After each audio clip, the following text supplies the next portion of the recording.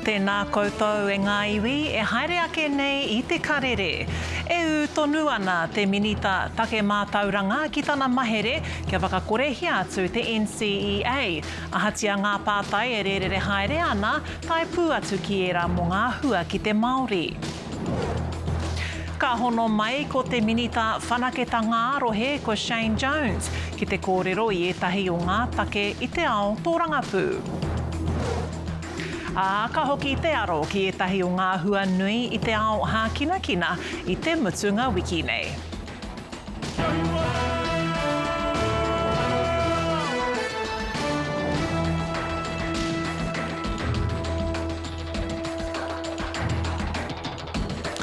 Kei ngā kai whakaore-ore I te arero tūpuna tomo mai ki tō tātou whare kōrero ki te karere. Marika tonu ana te minita take mātauranga Erica Stanford ki tana mahere kia whakakorehia atu te kaupapa taumata mātauranga ā-motu ara te NCEA. Heoi, he nui tonu ngā pātai e rerere haere ana, tai pū atu ki era mō te Māori. Ko tētahi o ngā mea matua e mea ana, ka pēhea tana mātua whakarite kia whai hua ai ngā konga kura kaupapa Māori I tana pūnaha hou. I nā hoki, he nui rātau e rongo ke ana I ngā hua nui o te pūnaha o te wānei. Anei rā te pūrongo.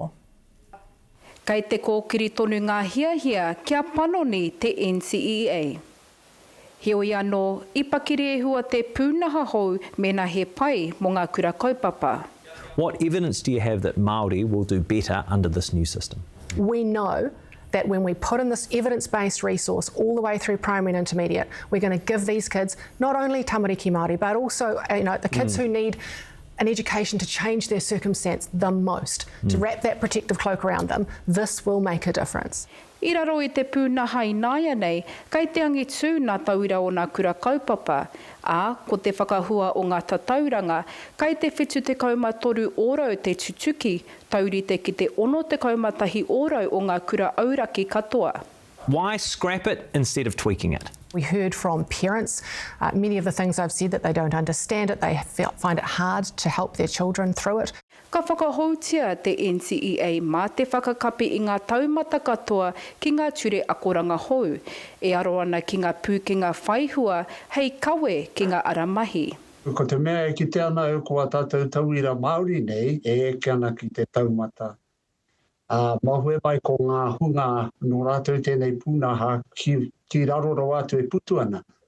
Nā reira, koe e tera ko te āhuatanga, ko te painga o tēnei tohu NCEA. Kei te wātea tonu ngā tuku kōrero mō te NCEA tainua atu ki te kaumarima o hepetema kia whai wāhi ai ngā kura kaupapa ki te whakaputa whakaaro. Te rāpea ko tai tātou ki te wā me waihanga no tātou, tō tātou ake marautanga. Tō tātou ake pūnaha mātauranga Māori, me te waihanga no, tō tātou ake tohu hou. E haere tonu ana ngā tau tohe mo te anamata o te NCEA. Heoi ki te whakai e nei panoni tana hou, ka whakakorea katoa te NCEA hei te tau 2030. Lineni tu itupou, te karere. E ai ki te rōpū ka kāriki, ko ia e ārahi ana I te taha āpitihana I tāna whakarite I etahi kaupapa here whai tikanga nui, I tāna whakatakoto anō I te paeroa ki tua. Ki te whanganui ātara I te mutunga wiki nei, hui ai ngā mema pūmau o te pāti I tana hui ātau.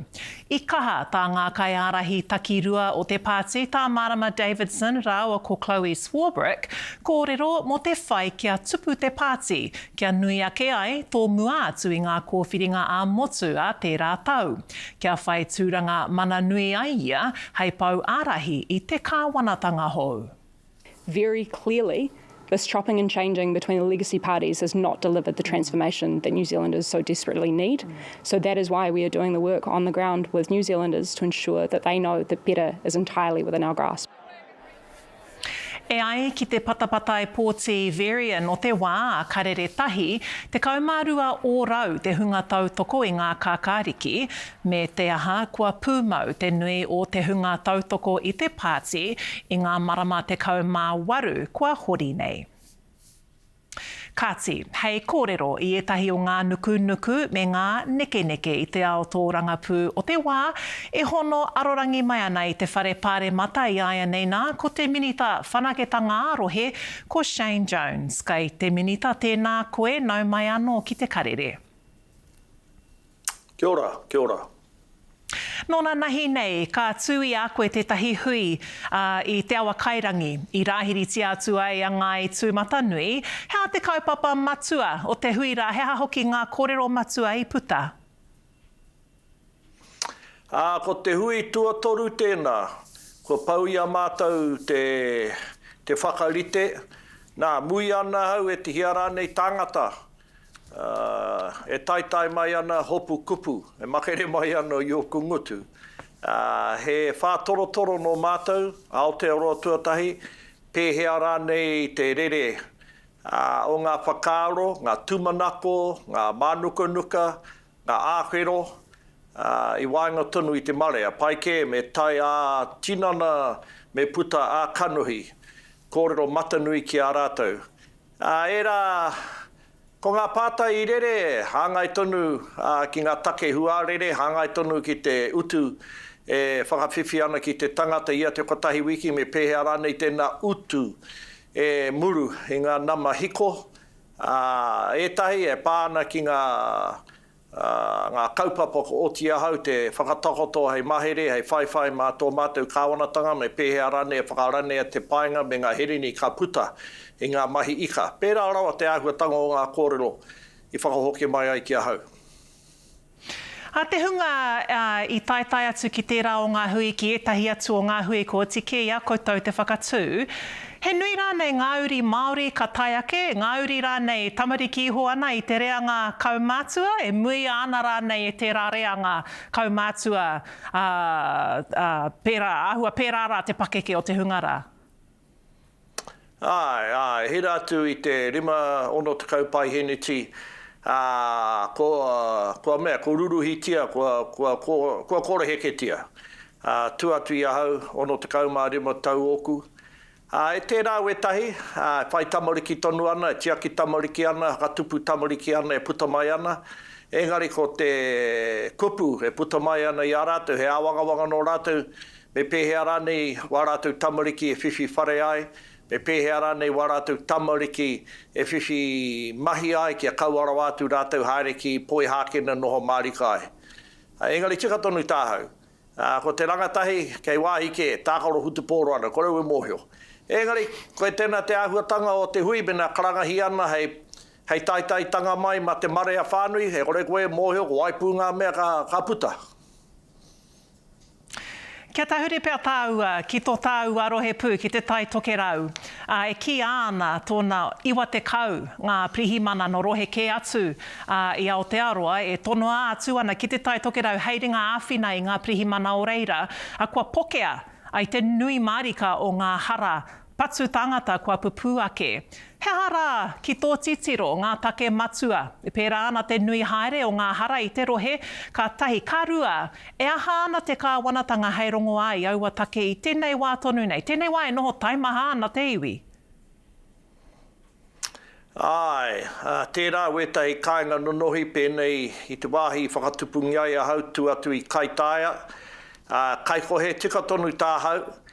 Nui tonu ngā raru kua puta, māku e titiro wetahe o au a raru, e tāia te kite, e koropupu mai ana i ngā mahi taimiro, i ngā mahi kēnge, engari tērā etahi tumanako, kāhore no ki ea i a mātou, arā te whakarite i etahi mahi, whakawhiwhingi atu ki a tātou taitamariki o reira, i te korenga o rātou, e huhi mahi nā ka uru mai a hātana ka riro ko ā rātou ringa hei patu ke ea i tā hātana i hihi ai. Kua puta i a koe he kōrero, e mea ana, ka hore o aroha, mo tēnei mea e ki ai e koe ko the haka of victimhood, me ki ko te haka mo te noho hei pārurenga. He ara te tikanga o te rā kōrero? Tikana te ao Māori ki a mātou. Ahau te tahi tangata hora kau au e kuhu ana i oku whakaro. No te wā taku tamariki tanga i whānau mai ai ahau pērā rawa te hanga o tōku hikoi roto i tēnei ao. Nā, ko te tikanga, ko te hohonutanga o tērā kōrero wāku i whiua ki roto i te whare pāremata, kauara wātu tātou e titiro tonu ki muri. Kauara wātu tātou e tōtō mai i ngā hara o mua, hei kaupapa tautohe, hei kaupapa ngangau mā tātou. Tērā no atu ngā tini huarahi kei tō tātou araro. Pai ke me whakarite he waiata, hei whakanui a popo. Kaua te haka, hei whakanui i ngā hara o mua. Akati Minita Shane Jones, kua pau tēnei wāhi kia tāu a hoi anō rai mihi atu ana i tō hono mai ki te karere i tēnei ahi tēnā koe. Kia ora. Koni atu i te kautau ngā ekara nui i kitea i ngā kiriata pēnei i The Hobbit, e whakarākei ana i te tuanui i te taunga rererangi o Pōneke. Kua ngaro atu ngā manu nei aia nei, me te aha, no te rā nei topa atu ai te tahi manu hou hei piki tūranga. Whakamiharo ana te whakapakoko matua he te kaumārima mita te roa a kua whairama, hei mea whakatirana i te kōrero tuku iho no te rohe mo te manu muramura. He mea waihanga nā te kāhui o Weta Workshop, koni atu i te whāmarama kia oti ai. It's magnificent to see this enthusiasm that stems back over 20 years, 30 years now for keeping a vibrancy to the gateway into our city. Ko te whakapakoko hou e hāngai ana ki te kōrero tuku iho mo ngā taniwha kaitiaki o te whanganui ātara me tō whātaitai huri hei manu wairua. Kia tā iko nei ngā manawa e hoa mā, ngā muri ake i ngā whakatairanga e haere ake nei, ka tahuri te aro ki ngā hua hā kina nui no ngā rangi whakatā nei. Tēnā u tonu mai.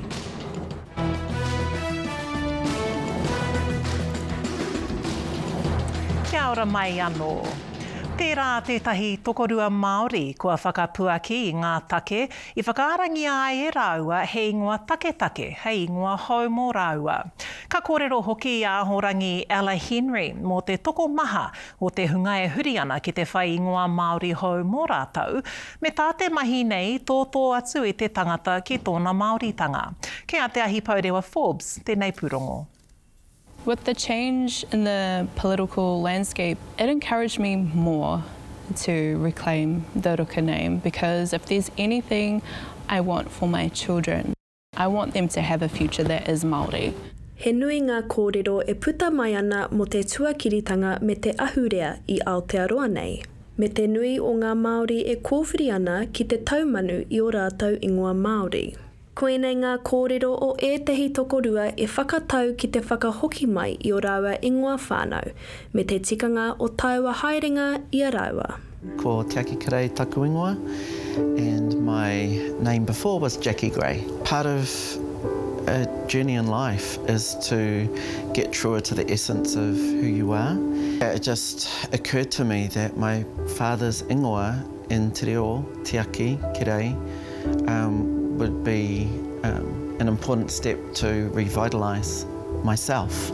Kia ora, my name is Terina, and the name that I have decided to reclaim is my whānau last name, which is Ruka on my nan's side.